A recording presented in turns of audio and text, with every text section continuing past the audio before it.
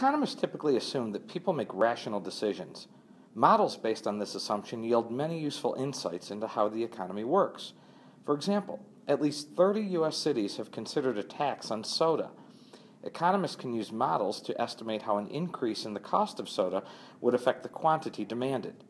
In response to the higher cost of soda, some people might buy an irrationally low quantity, and others might mistakenly buy too much for their own good. But as long as the response of consumers resembles rational behavior on average, the predictions of economic models built on the assumption of rationality will hold true. Nonetheless, it is important to acknowledge irrational behavior. After all, we are all human. We care about things like fairness, we get impatient, and we are influenced by the way things are presented to us. These are among the many things that get in the way of rational decision-making. In this module, you will see how economists use ideas from the study of psychology to achieve a better understanding of the decision-making process. You will also learn how to avoid the pitfalls of irrational behavior as you make your own decisions. So in this module, the key idea that you need to understand by the end is that you need to be able to recognize 6 common decision-making mistakes that can help you make better choices. And as we go through this module, I will explain to you why decision-making is often less than fully rational. I'll identify the 6 common decision-making mistakes that many people make, and I will present guidelines for avoiding irrational behavior so that you can make better choices in the future. Rational decisions help people move toward their goals and get more satisfaction out of life. However, people do not always make rational decisions.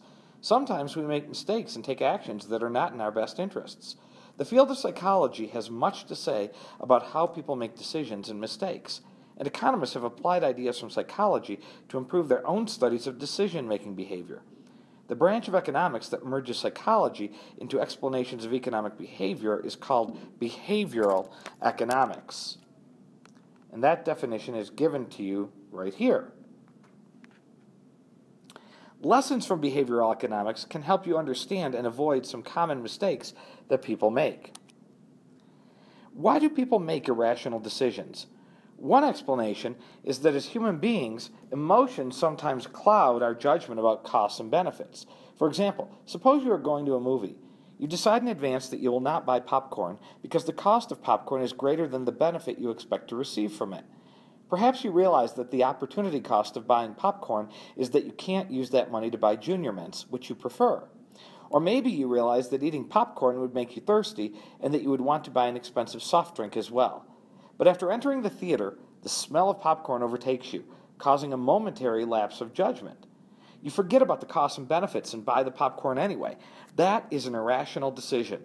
You haven't changed your mind about the costs and benefits, you're just not taking them into account. You're reacting to your emotions.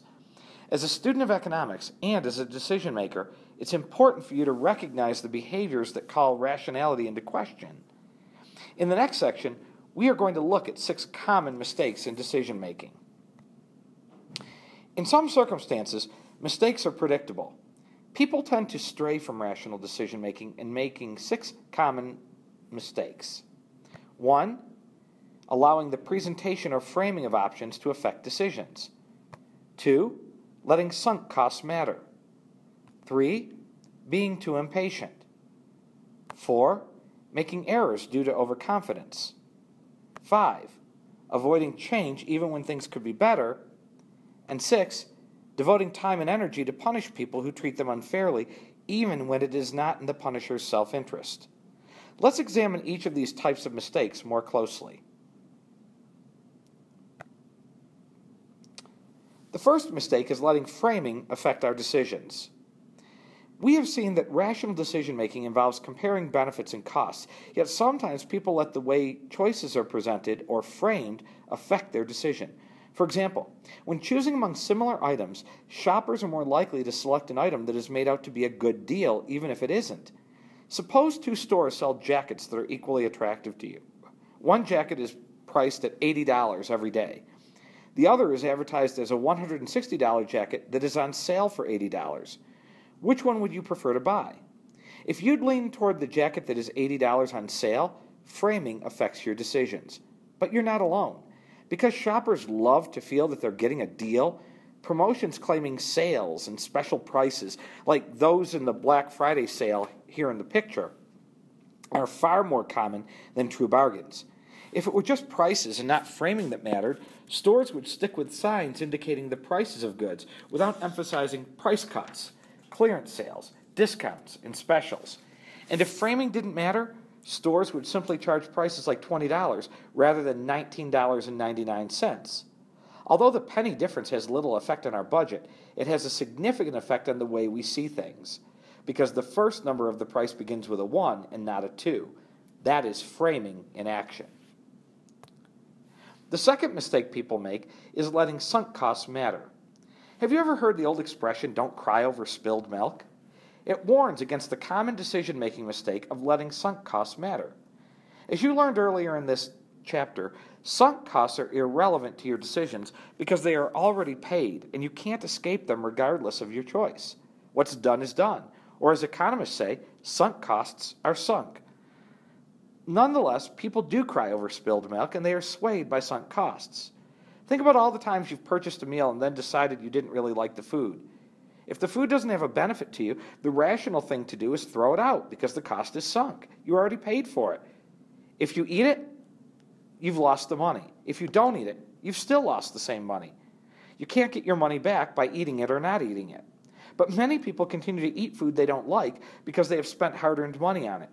The money is gone either way, so we should all spare ourselves the punishment of lousy food. The same goes for lousy concerts or plays or vacations or books, clothing, ballet lessons, hockey games, and anything else. Anything that you've already spent money on, the money is gone. And if you don't want to do the activity, then you shouldn't do it, because the money is gone whether you do it or whether you don't do it. But many people make the emotional mistake of thinking, well, I spent hard-earned money on it, so I need to take advantage of it and I need to value it. No, if you don't want it, don't do it. It doesn't change the fact that it's a sunk cost. Mistake number 3 is being too impatient. There are good reasons to want benefits sooner rather than later. As John Maynard Keynes pointed out, in the long run, we are all dead. And, as will be explained in a later module, the sooner you have the money, the sooner you can put it in the bank to earn interest. But people who are overeager for immediate satisfaction, and that is very true in today's world, they can make irrational decisions that sacrifice too much in the future for too little today. Consider the shocking fact that many students don't study enough for exams. Surprise, surprise, right? Time spent preparing for exams has the opportunity cost of getting in the way of other activities, like watching American Idol, or hanging out with your friends, or working, or playing sports, or doing anything else that you'd rather do with your time. You know that if you study more, you will learn more and you will get better grades. And to get better grades on a test, you really do need to put in a lot of time studying. And the payoff in the future will include access to better colleges, more satisfying jobs, improved productivity, and higher pay. But when swept up by the peer pressure and the alluring advertising, one can too heavily discount the future benefits of studying and decide to watch amateur acts struggle for stardom on television, even when the future benefits of studying are well worth the immediate costs. Sometimes people borrow money at high interest rates in order to buy things they don't really need. In this case, it is future costs that might be discounted too heavily. When it's time to repay the money, they often wonder why the purchase seemed like such a good idea at the time. And the interest that you're paying in the future is money going out the window that could have been spent on things that you want in the future. Consumers with the patience to limit their borrowing and purchase only what they can afford end up spending less on interest payments and credit card fees. Over time, that gives them more money to spend on the goods and services that actually give them satisfaction. Mistake number 4 is being overconfident. Many decisions involve unavoidable uncertainty. If you decide to run for class president, you must commit time and resources to a campaign without knowing the outcome. The decision to invest in a business comes with uncertainty about whether the business will succeed or fail. And if you decide to buy your own home, there is no guarantee that the value of the property will stay the same or rise. And many people found that out with the last recession. Values of homes can fall, and they did. Uncertainty forces people to estimate outcomes and decide how sure they are about those estimates. If you feel sure that you will win the election or that a business investment will pay off, the rational decisions to run for office and invest heavily in the business are very different than if you feel quite unsure about the outcomes.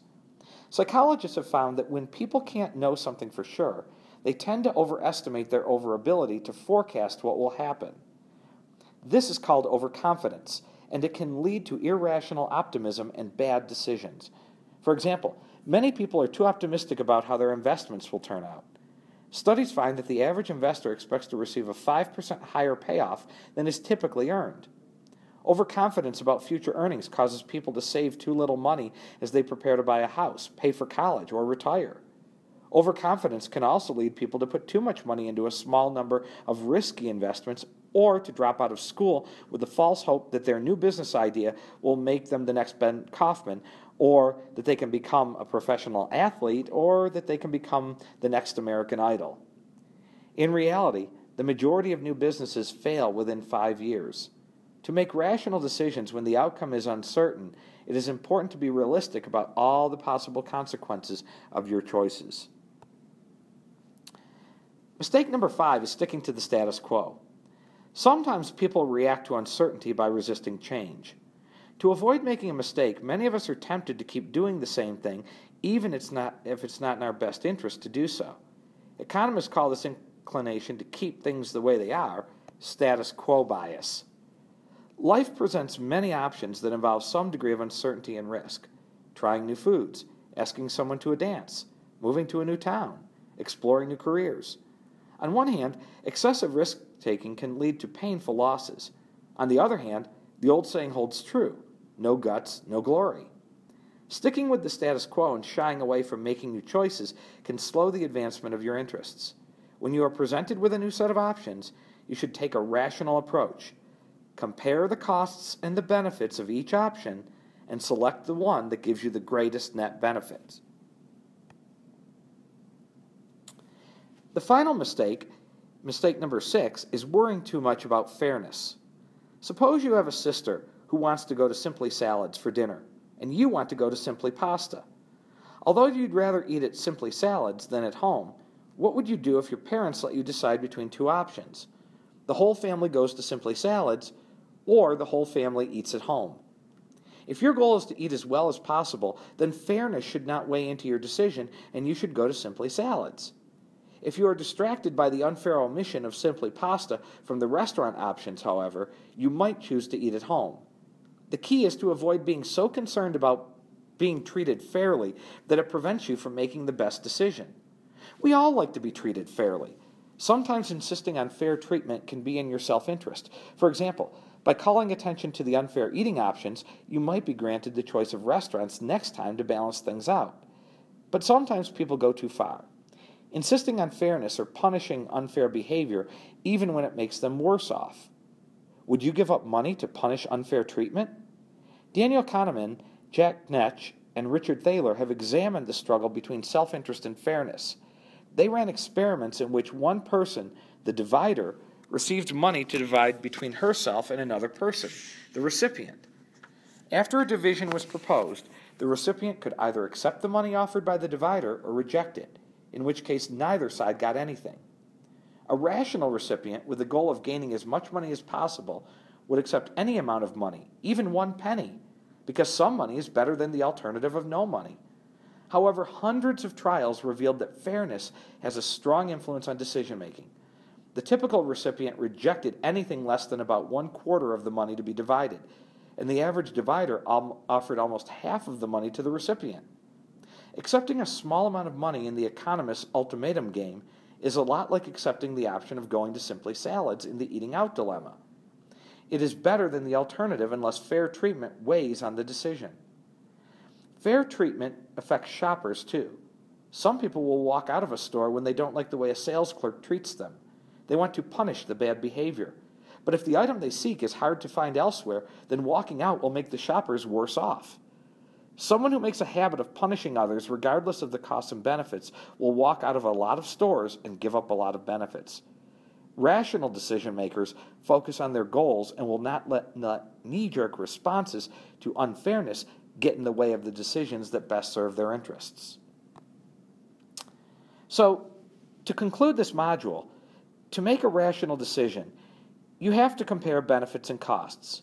Rational decision makers also avoid the influences of framing, sunk costs, impatience, overconfidence, status quo bias, and excessive concerns about fairness. This table summarizes the mistakes discussed in this module, and there is a column that offers advice on how to avoid them. So I would recommend that you pause the video now. You may wish to copy this chart down into your notes and spend some time reviewing the descriptions of each of these mistakes and the recommendations for how you can avoid them to be able to make much better decisions and choices in your own life in the future.